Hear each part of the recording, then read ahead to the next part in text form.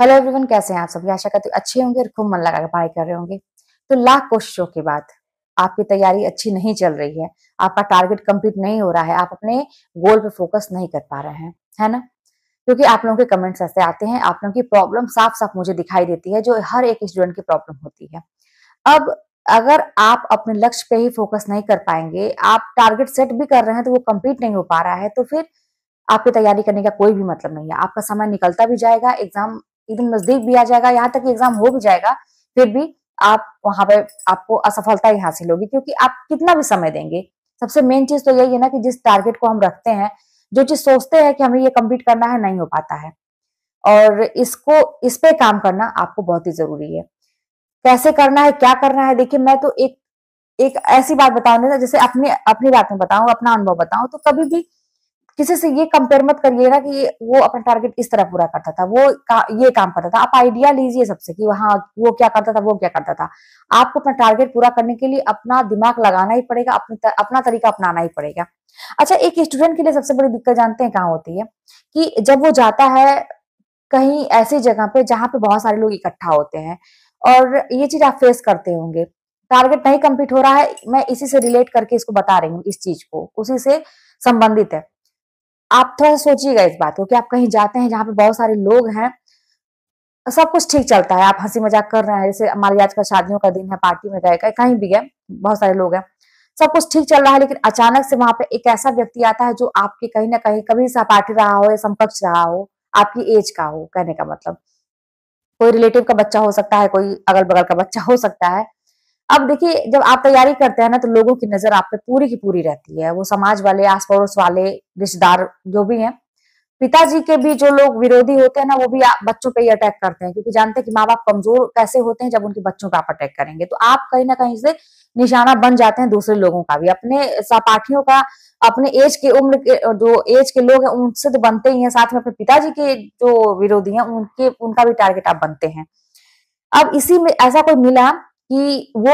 आपके ही साथ का है, लेकिन वो किसी अच्छे पोस्ट पे है, वो कहीं सफल हो चुका है, कोई एग्जाम निकाल चुका है, या कोई भी बिजनेस कर रहा है, या कोई भी, मैं पढ़ाई की बात नहीं करूं, सफल होने की बात करूं, वो एक अच्छे मतलब मुकाम पे है इस समय पे।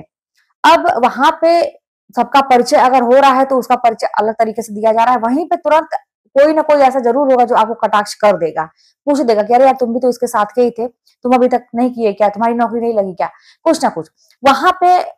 पूछ दिया तब भी ठीक है, नहीं पूछा तब भी कहीं ना कहीं आप शर्मिंदगी महसूस करते होंगे। आपको यही लगता होगा कि कितनी जल्दी मैं यहाँ से चला जाऊं, उस व्यक्ति का सामना ना करना पड़े। अच्छा, यहाँ पे आपकी अपनी असफलता के कारण ऐसा होता है कि जो सफल व्यक्ति है, उसे कहीं ना कहीं से हमारे अंदर एक जलन वाली भावना आ ही जाती है अपने मन में। और हम क्या करते हैं ना कि अपने टारगेट से हट के, जो टारगेट की बात मैं कर रही थी कि मुझे करना क्या है, उस चीज पे फोकस ना करके, बल्कि हम उस व्यक्ति में कमी खोजने लगते हैं जो सफल हो चुका है। कहीं ना कहीं हम कोई ना कोई बहाना खोज ही लेते हैं कि अरे उसके माँ बाप किए, उसके इस वजह से वो सफल हो गया, मेरे साथ रहता तो मैं भी कर लेता, कुछ ना कुछ हम तो अपने आप को संतोष देने के लिए।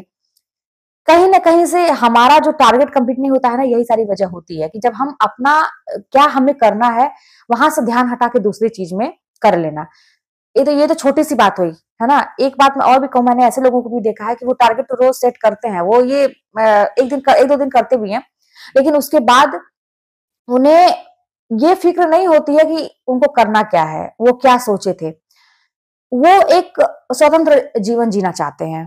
भाई, सबको पसंद है, सब लोग फ्री होकर रहना चाहते हैं, लेकिन एक पीरियड ऐसा आता है जहां पे वो जीवन आपका त्याग मांगता ही मांगता है। जीवन आपसे ये चाहता है कि आप थोड़ी सा अपना अपना फ्रीडम खो दीजिए, वहां पर फ्रीडम को हटा के एक अनुशासित जीवन जिए कुछ समय के लिए, और वही होता है हमारी तैयारी का समय, जो कि व्यक्ति सारे लोग नहीं कर पाते हैं। और वहीं पे जो बच्चा अपने आप को संभाल ले गया, अनुशासित रह के कुछ दिन तक कष्ट सह लिया, वो अपना टारगेट भी कंप्लीट कर पाएगा, एग्जाम में सफल भी हो पाएगा।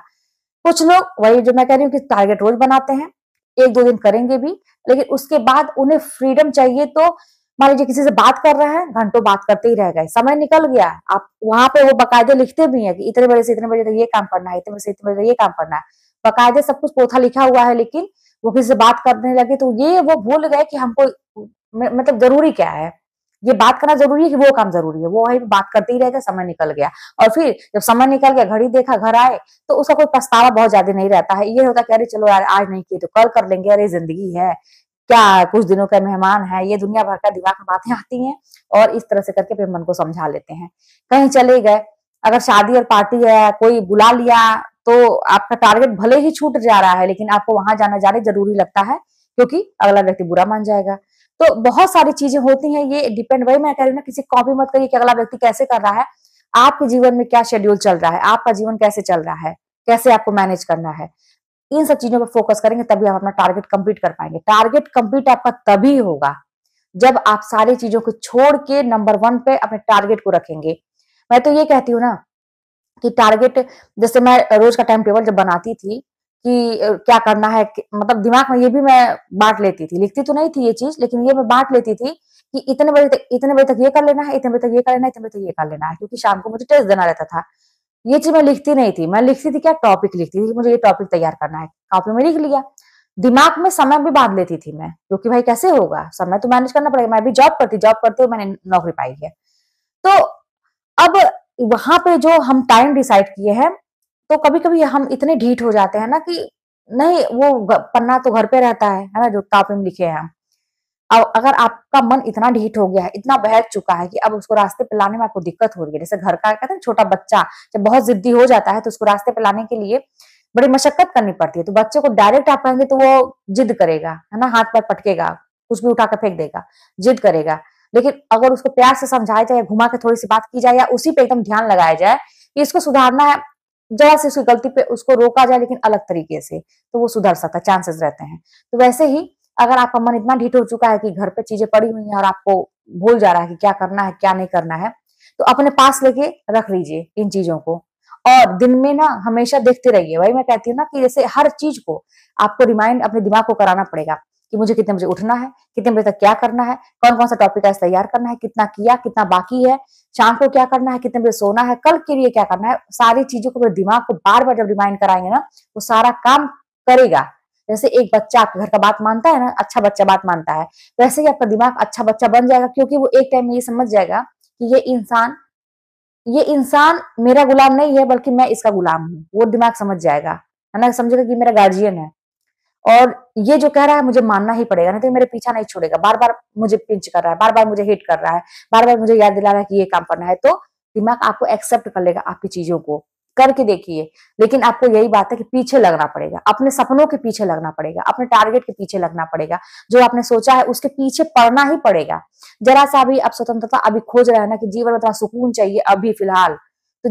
जिंदगी भर आगे जो जिंदगी आने वाली है वहां का सुकून हट जाएगा। और फिलहाल अभी अनुशासित होके अपने आप को कष्ट में डाल के अभी कर ले रहे हैं, तो फिर आगे की जिंदगी स्वतंत्र होके आप जिए, आपके पास पैसे भी होंगे, इज्जत भी होगी और सुकून के साथ आप कर पाएंगे जो चीज आप चाहेंगे, घूम भी पाएंगे, बातें कर पाएंगे, कुछ भी कर पाएंगे, जो आपका जैसे आपकी मर्जी चलेगी आप वैसा कर पाएंगे, अपनी जिंदगी उस तरह से जी पाएंगे, जो मन करेगा पहन सकते हैं, खा सकते हैं, घूम सकते हैं, अपने साथ साथ अपनी फैमिली को भी कर सकते हैं। बहुत सारी चीजें बदल जाती हैं। तो समझिए कि अभी का त्याग आपके बाद के लिए बहुत ही आरामदायक होगी और अभी का आराम आपके बाद के लिए बहुत ही नुकसानदायक होगी। तो ये चीज समझिए। चलिए मिलते हैं नेक्स्ट वीडियो में और टारगेट अपना इसी तरह से कंप्लीट करिए, रिमाइंड करा करा के जो मैंने कहा। ठीक है, तो चलिए मिलते हैं नेक्स्ट वीडियो में। कोई बात होगी तो कमेंट के माध्यम से बताइएगा।